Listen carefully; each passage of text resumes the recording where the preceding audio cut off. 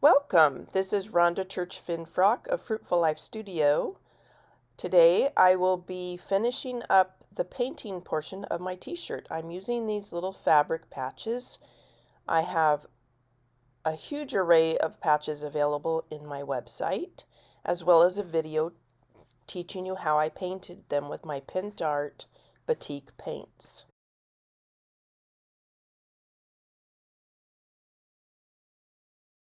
I'm going to be bringing in some black screen printing ink for fabric to tie it in with the little fabric patches. So I've got my screen printing ink, I've got some fixer. Uh, it's not necessary, this ink is permanent, but I have it, so I'm going to use it. It just helps it become a little bit more permanent when you heat set.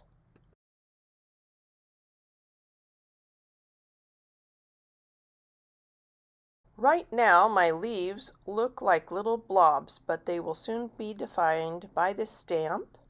It's a leaf from the Lady of Shalott. It's one of my favorite IOD stamp sets. I'm going to post all of the supplies that I'm using today. If I can find a link, it will be posted in the description.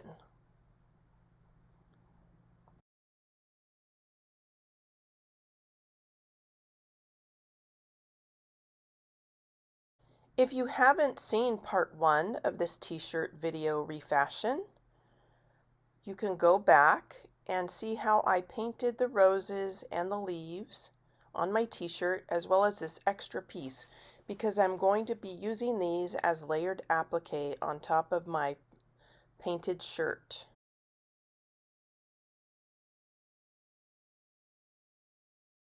I started finishing up on the appliques first before the t-shirt, just to get me warmed up, and if I made a mistake and didn't like it, I don't have to use these appliques. I'm offloading some of the extra black paint with a paper towel. When I paint on fabrics, I work in layers, and in between each layer, I make sure the item is thoroughly dried.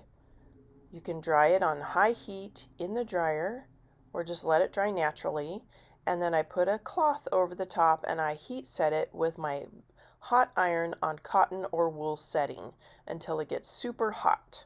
Well, that's my scientific formula. I'm not sure how long I do it. I just make sure that it's plenty heated up, and because I'm working in layers, I'll be ironing over or heating the same area several times, so I don't worry too much about it.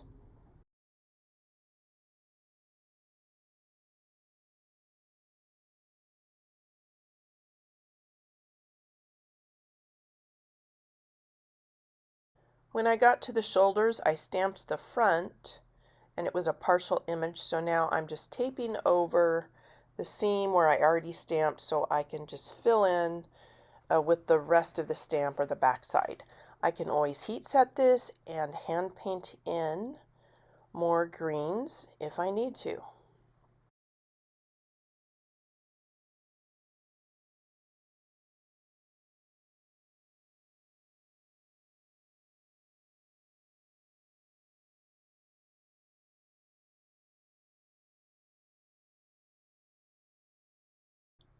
Now to blend in the blobs even more, I'm just going to use this screen printing ink already on my palette pad. I'm going to spritz it, add some water to it, a little bit more fixer just to have it flow smoothly. When I'm doing my hand painting, my line work, I need the paint to be a bit thin. Yes, it could bleed, but I'm okay with that too. If you look at this, we're just going for the big picture. So right now I'm just defining the leaves even more, bringing them out of that blob. And then I'm also going to be cleaning up those shoulders because I was in a hurry and didn't match the leaves front to back exactly. So I'm just going to be hand painting in more detail to tie it all in.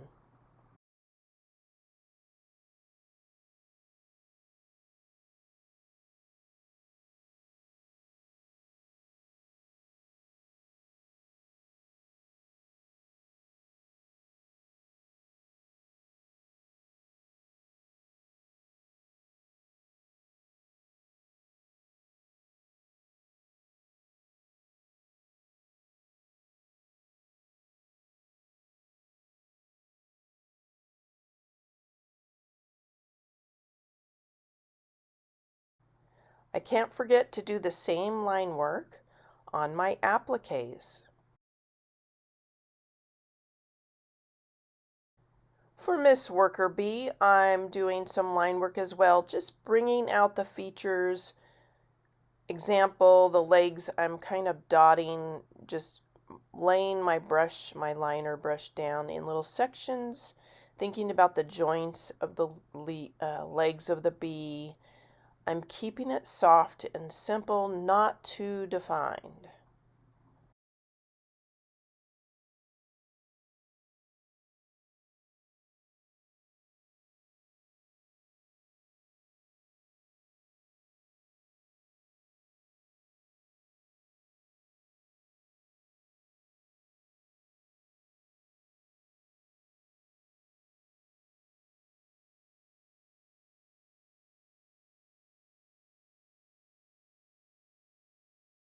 Once I finish this line work, because it's the screen printing ink, I'm going to let it dry naturally. Then again, heat set it with my hot iron a cloth on the top. When you heat set, make sure you take out that IOD thin mount so it doesn't melt, or any plastic you may have put inside your shirt.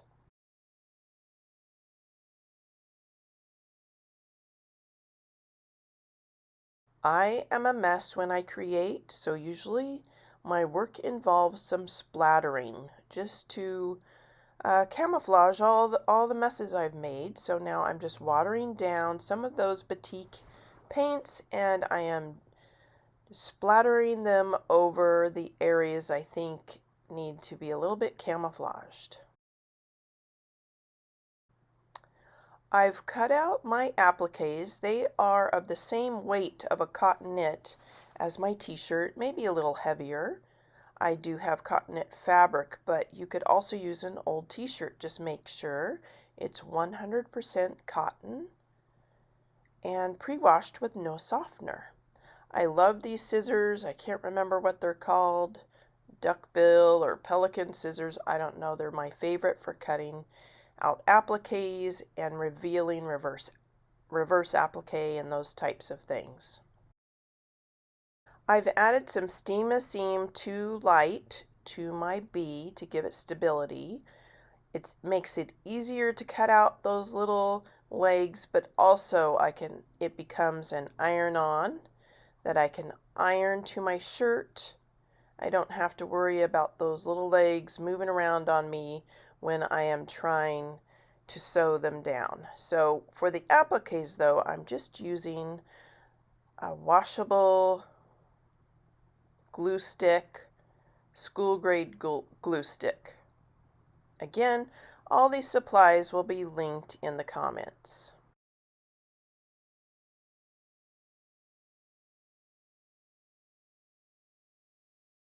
You can see I'm moving around the appliques. I can rearrange them if I want until I sew them down.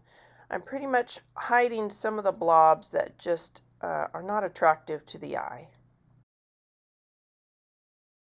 Before you iron that bee down, make sure that you peel back that paper lining from the Steam Seam 2. I use a straight pin just to score it, and then you can easily just peel it back, iron it on before you sew.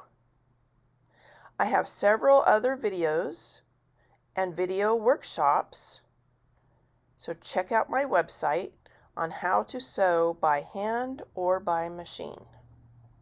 I love the bright colors in this shirt, but I was going for a more muted look, so I went ahead and over dyed this shirt. You can see the difference here in the leaves.